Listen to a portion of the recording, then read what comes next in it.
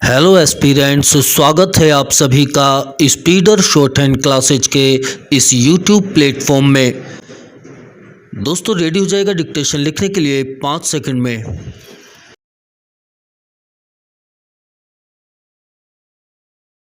Ready, start. महोदय, आज हमारे तरीकों से और कार्य संचालन द्वारा परिवर्तन की दिशा में समाज के बढ़ने के उक्त क्रम पर संगठित रूप से प्रहार किए जा रहे हैं। कभी कभी मुझे लगता है कि सही उद्देश्यों का भी इस्तेमाल गलत तरह से किया जाता है, जिससे बृहत्तर उद्देश्यों पर प्रहार किया जाए, और इस पर आपको अपने विचार विमर्श के कारण ध्यान देना चाहिए। चेंज काम की बेहतर व्यवस्था का बड़ा महत्व है। इसके लिए अधिक उपयुक्त वेतन आवश्यक होता है। साथ ही साथ काम में स्थान, कमरे आदि भी साफ सुथरे होने चाहिए।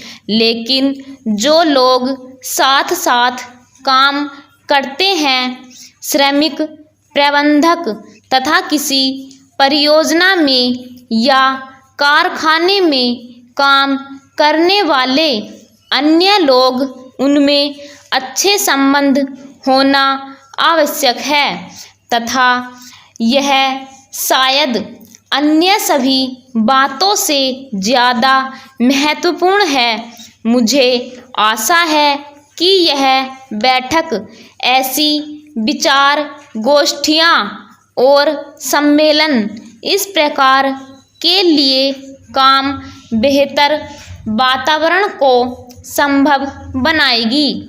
सरकार को काफ़ी कुछ करना है और वह करेगी भी। हालांकि आज हमारे यहाँ की स्थिति में ऐसा करना हमेशा ही सरल नहीं होता। यह कहना सरल है कि हम ऐसा करेंगे।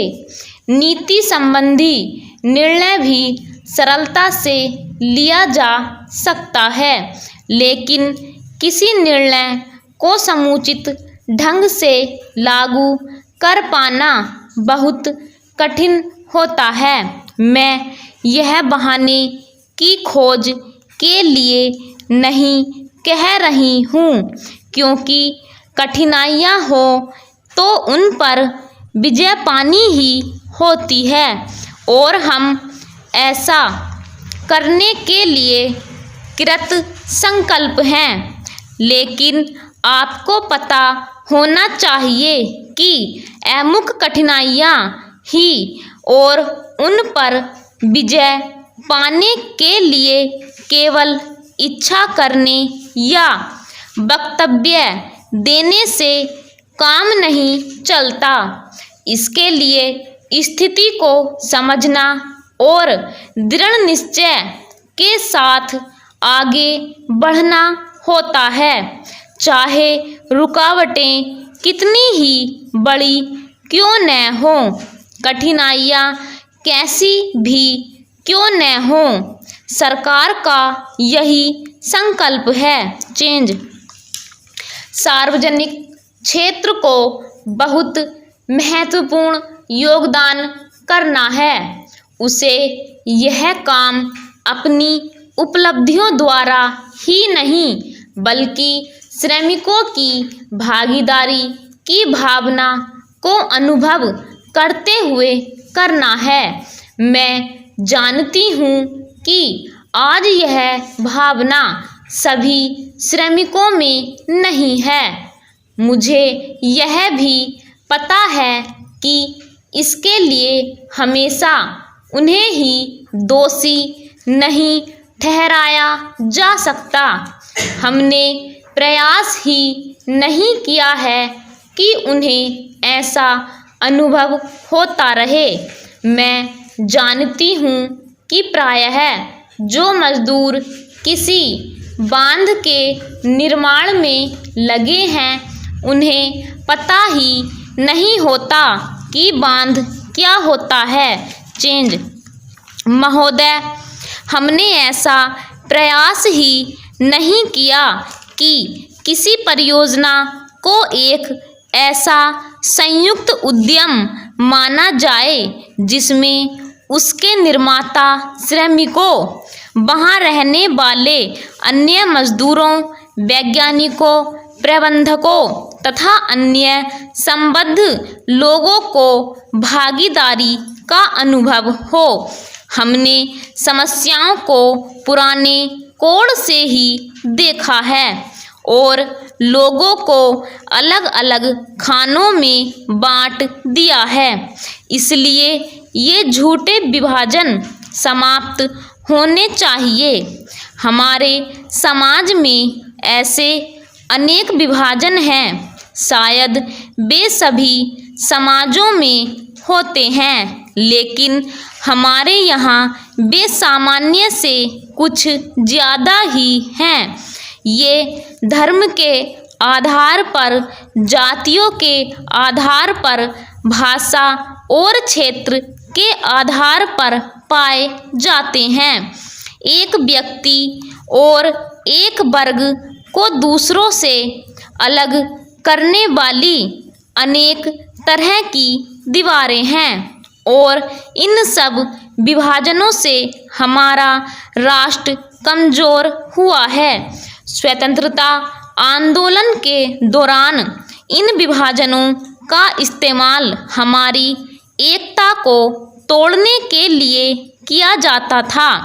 आज भी इन्हें उन लोगों को कमज़ोर बनाने के लिए काम में लाया जाता है जो एक होकर खड़े होना चाहते हैं, जो भिन्न भिन्न जातियों और धर्मों के होते हुए भी एक ही उद्देश्य से प्रेरित हैं। हमें यह सावधानी रखनी होगी कि ऐसे लोगों के समूह को कोई भी कमज़ोर न कर सके।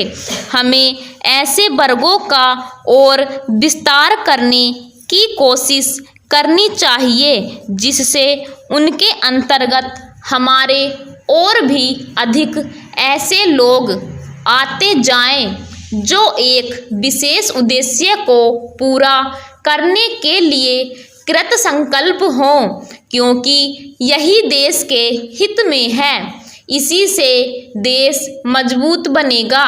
देशवासी मजबूत बनेंगे जिनके अंतर्गत कोई एक वर्ग ही नहीं है बल्कि सभी वर्गों के लोग हैं। चेंज इसलिए संपूर्ण शिक्षा का अभिप्राय है कि हम केवल अपने अधिकारों के लिए संघर्ष न करें बल्कि यह भी देखें कि हमारे प्रयासों का अल्पसंख्यक समूहों पर क्या असर पड़ेगा।